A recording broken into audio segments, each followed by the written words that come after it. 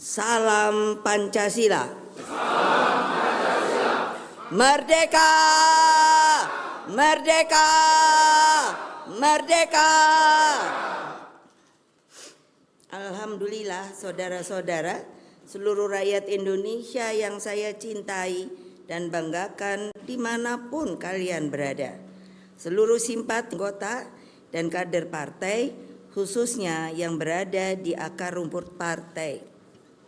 Rekan-rekan pers dan hadirin sekalian. Hari ulang tahun PDI Perjuangan ke-52 ini sungguh istimewa. Mengapa? Sebab setelah berjuang dengan penuh kesabaran revolusioner selama 57 tahun, sejak 1967 sampai tahun 2024, akhirnya atas kehendak Allah Subhanahu wa Ta'ala, sebuah keputusan yang luar biasa telah dikeluarkan melalui surat penegasan pimpinan MPR RI atas tidak berlakunya lagi TAP MPRS nomor 33 tahun 1967 tentang pencabutan kekuasaan negara dari Presiden pertama Bung Karno. Pimpinan MPR RI juga menegaskan bahwa tuduhan Bung Karno pernah berkhianat mendukung pemberontakan G30S PKI tidak terbukti dan batal demi hukum.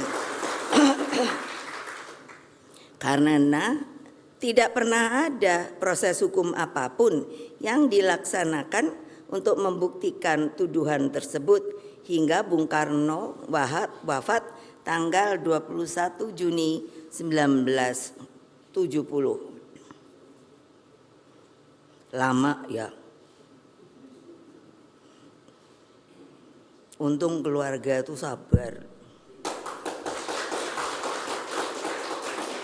Kalau jangan kejadian gini lagi. Tapi kalau memang salah harus salah. Ini namanya politisasi.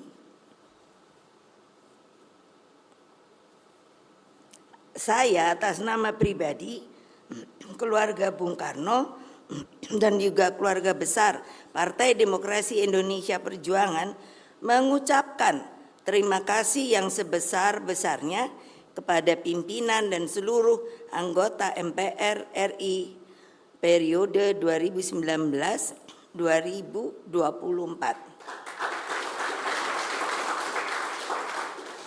Kita ketahui bahwa MPR itu adalah singkatan dari Majelis Permusyawaratan Rakyat. Jadi adalah penjelmaan seluruh rakyat Indonesia.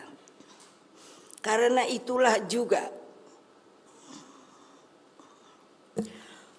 ucapan terima kasih yang setulus-tulusnya saya sampaikan kepada seluruh rakyat Indonesia dimanapun kalian berada atas pelurusan sejarah Bung Karno tersebut. Ucapan terima kasih juga saya sampaikan kepada Presiden Prabowo Subianto yang telah merespon surat pimpinan MPR RI terkait tindak lanjut pemulihan nama baik dan hak-hak Bung Karno sebagai Presiden Republik Indonesia pertama.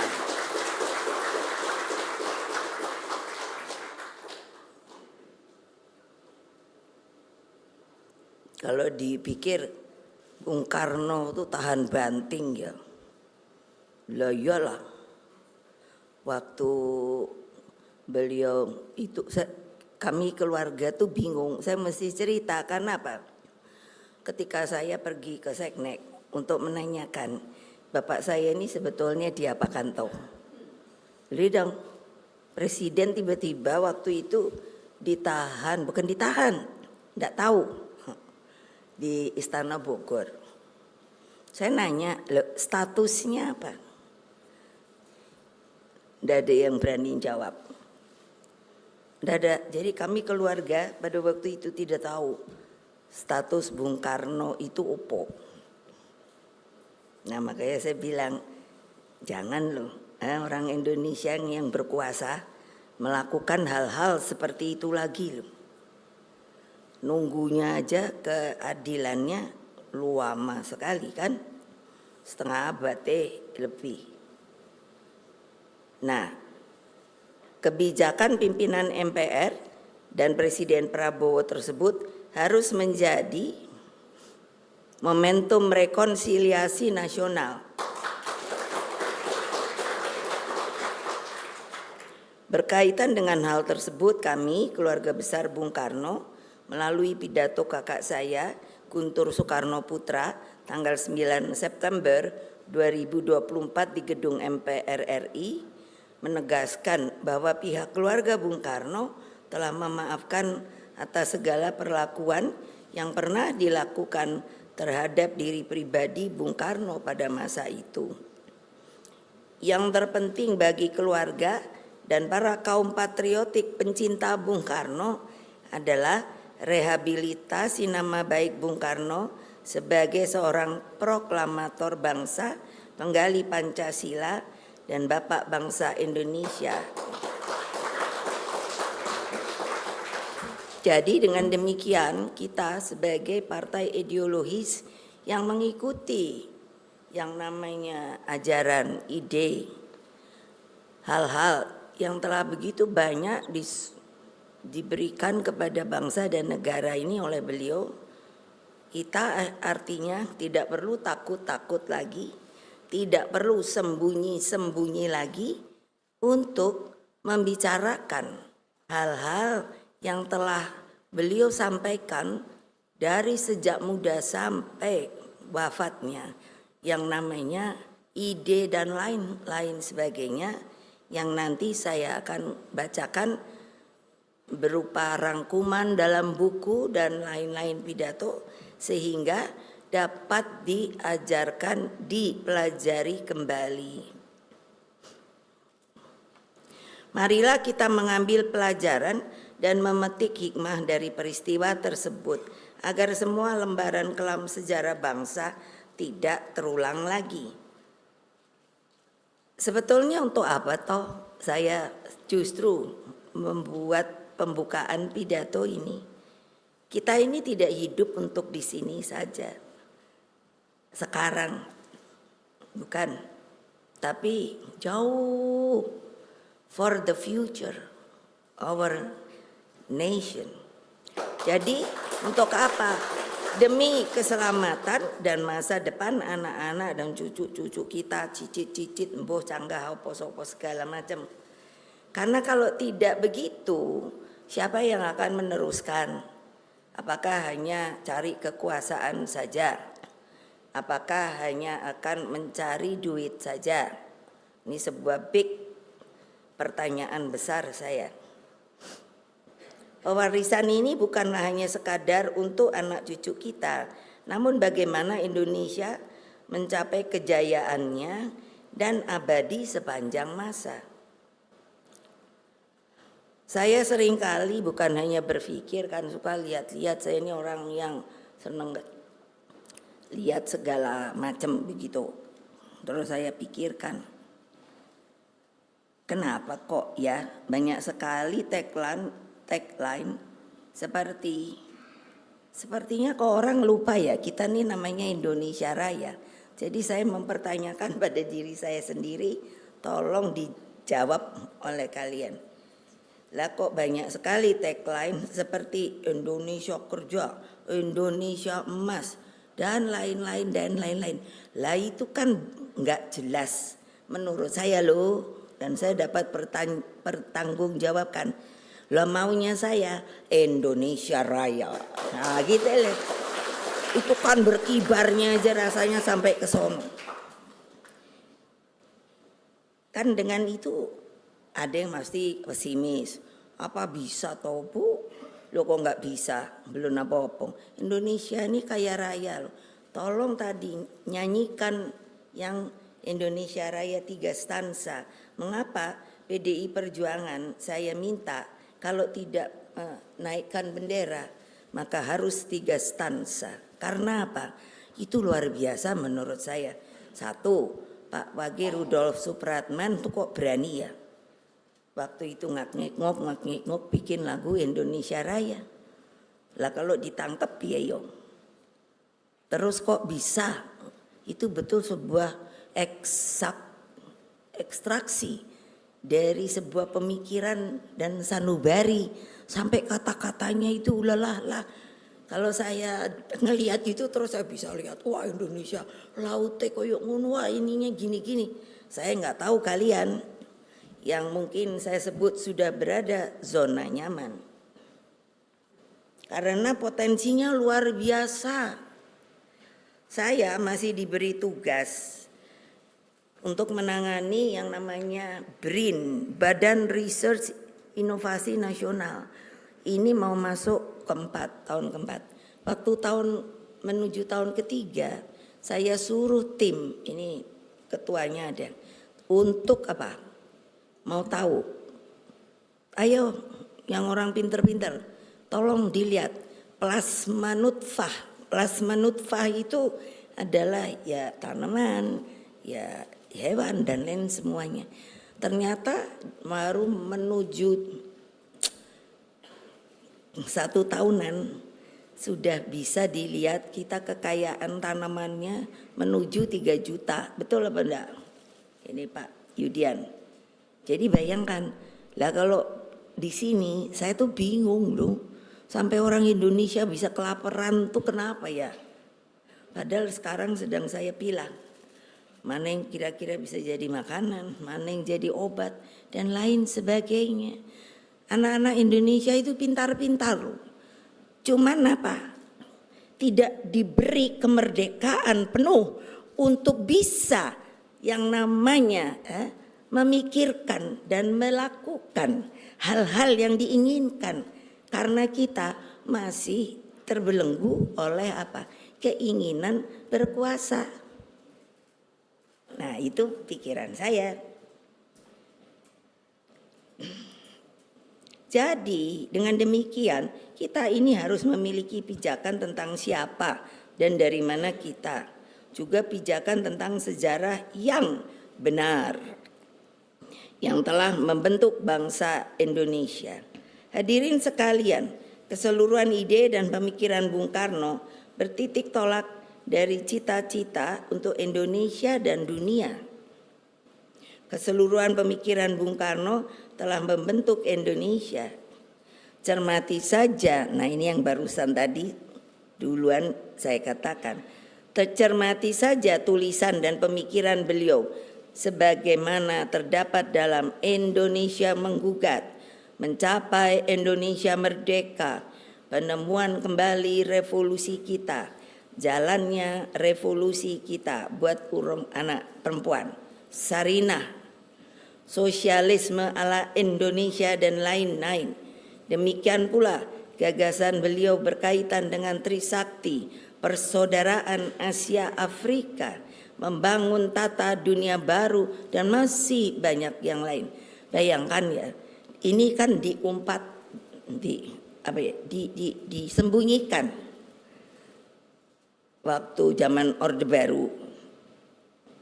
Banyak loh orang kalau saya ketemu terus kalau tahu saya anaknya Bung Karno terus bilang, Mbak, panggilnya Mbak, saya memberikan sesuatu boleh enggak? Ya apa dulu dong, saya bilang. Tahu-tahu dibawa ada orang tua buku sak gede gini. Ini saya simpan loh. Tahu-taunya apa? DBR. Itu tulisan, kumpulan tulisan Bung Karno di bawah bendera revolusi. Terus loh kok Bapak masih bisa nyimpen itu kenapa? Bagaimana? Saya simpen di hubungan. Luar biasa menurut saya. Untung nggak hancur. Karena apa? Ini yang membuat menurut saya rakyat Indonesia itu masih terkungkung. Tidak bisa mengekspresi, memikirkan. Lihat apa terus dipikirkan, mencoba dikreasikan. Lah seperti tadi lihat tarian, Saya kan langsung kalau boleh gitu terus langsung ikut-ikut nari.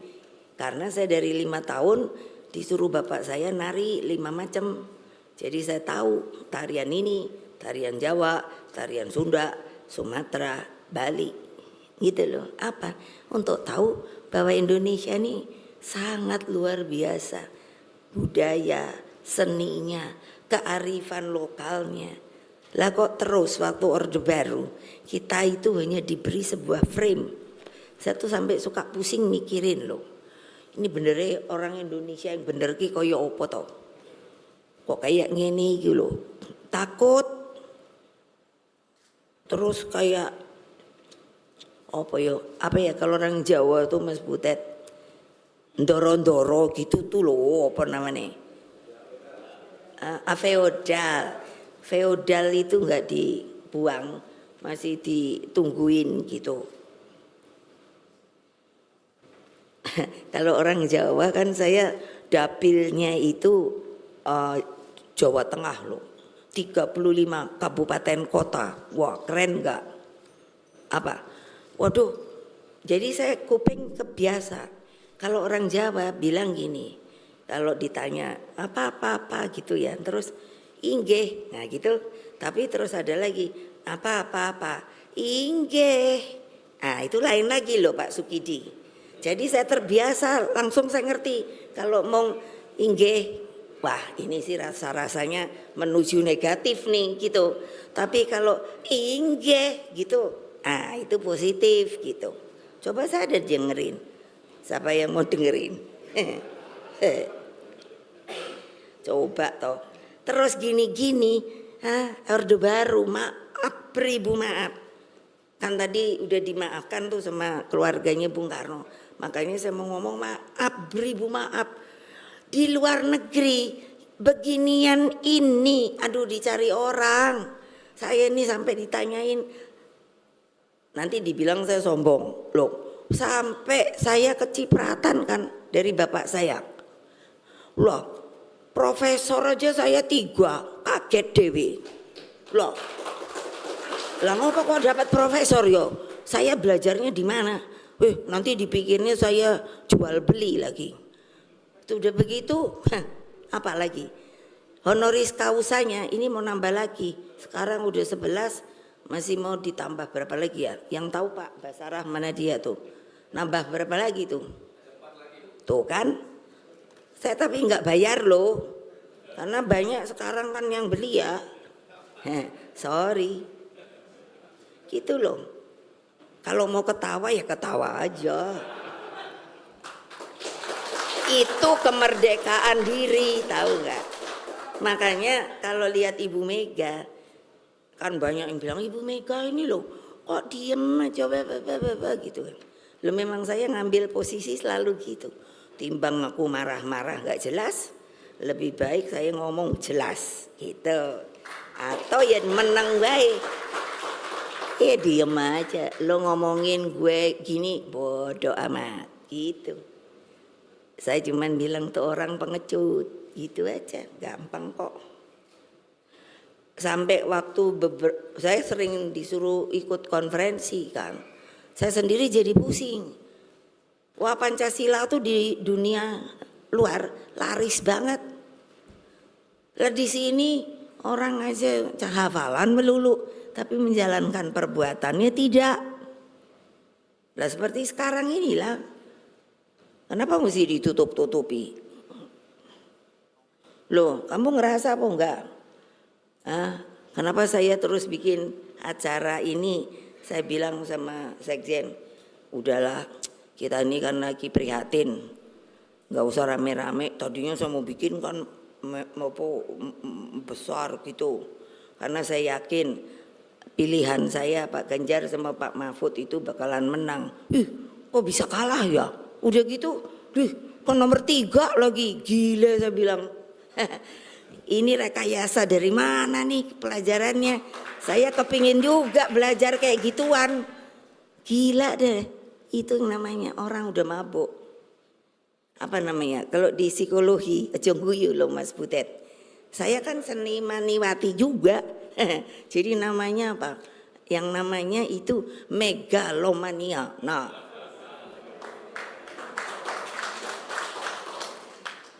sampai pusing saya suruh membuat pidato membangun tata dunia baru. Waduh.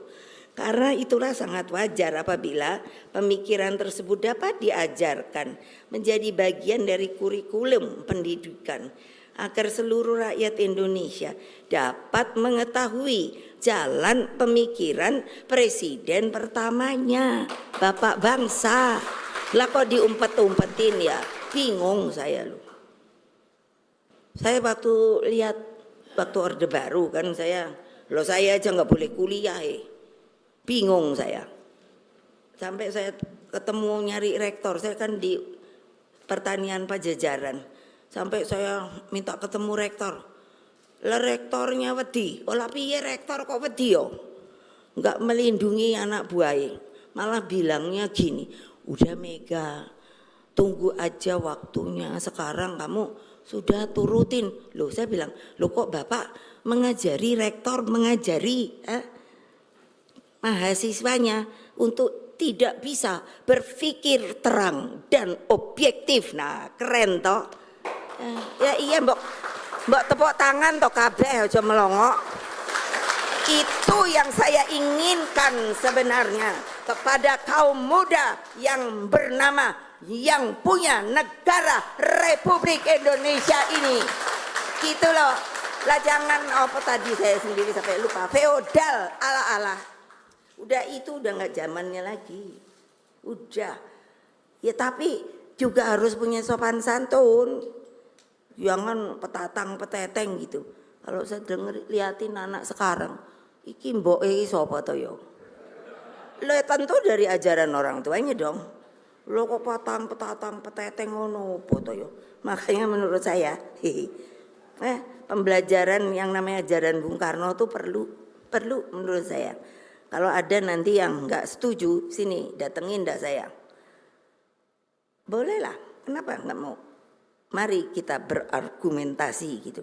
Jeleknya di mana? Orang dia yang buat kok nggak ngerti kan gitu toh yo. Bingung saya. Aduh.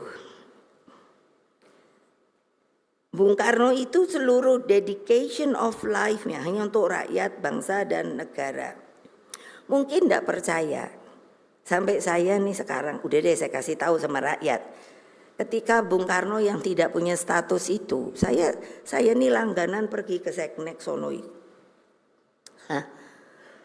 Jadi kalau udah saya muncul kali pada di situ udah pada, aduh itu lagi datang itu datang. Lah boleh dong ya, lah orang pemecatan tak ada. Baru kemudian ada TAP itu, tapi ya tetap nggak diperlakukan, nggak diadili, nggak dihukum, nggak opom bombo. Lah ya saya kan nanya, kan ada keluarganya dong. Saya kan anehnya gampang gini. Nanti kalau mau cari, bodoh saya. Nanti kalau mau cari apa pun namanya, kalau ngambil gajinya di mana ya? Ini benar loh. Saya kan mana ngerti.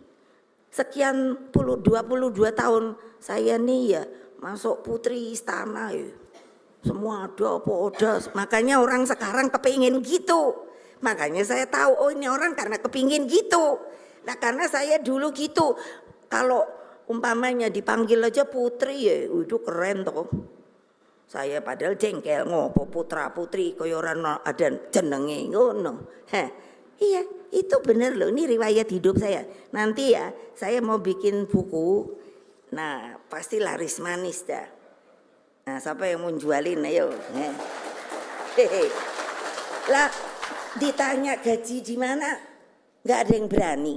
Lo piye toh? Bapakku elek-elek kan ya pernah presiden. Hanya gara-gara belum ditap lo itu.